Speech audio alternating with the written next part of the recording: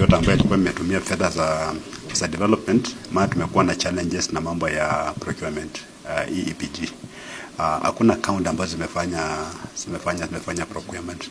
Maana mnajua serikali ilikuja na mfumo mmoja kufanya procurement, na kama COG tuko na challenge na huo mfumo, tukaenda kotini. Maana tukiendelea hivyo inamaanisha kwamba wafanyabiashara wetu kwa mfano kama wa Trans Nzoia watakuwa na compete na wafanyabiashara wengine wale wakubwa, na itakuwa vigumu sana watu wetu wa county kufanya tenders. So it was deliberate. Maana kama tungefungua hakuna mtu wa Trans Nzoia mmoja angeweza kufanya hizo tenders.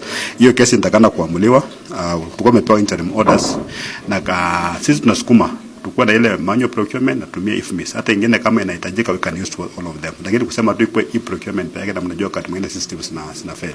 Then fail, then what? Hiyo ni second reason. Kwamba some systems fail, number one pia naleta unfavorable competition kwa watu wetu. Na sisi kama counties, wala ambao tunaelewa maana ya ugatuzi ni nini, tunajua kwamba rasilimali za kitaifa zinatakana kuja huko mashinani na zijenge counties. Kama wanakandarasi wote wanatoka nje ya county kwa mfano, inamaanisha kwamba hizo fedha zote ambazo zimekuja kwa county utajenga barabara, lakini hakuna pesa ambayo zitakuwa zinasikilizwa katika local economy. So ile kutospend pesa yote kwa development is deliberate. And then number 3 again, wala ambao wanasema spend pesa zote ni kwamba releases za fedha kutoka kwa treasury pia zinachelewa. Baada ya mwaka kukwisha, unaona kwa mwezi wa Julai kuna pesa, mwezi wa August kuna pesa, mwezi wa September unapata pia kuna fedha.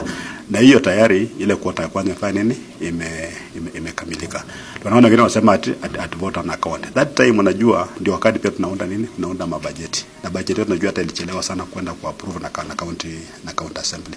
So kuna so many reasons ambazo zinachangia mambo ya kutoa absorb funds. But I'm sure now ikitoa report ya second quarter ambayo iko saa hizi, tumefungua budget, ndio tumelipa madeni mingi even pending bills, watapata figures ziko juu. So zile counties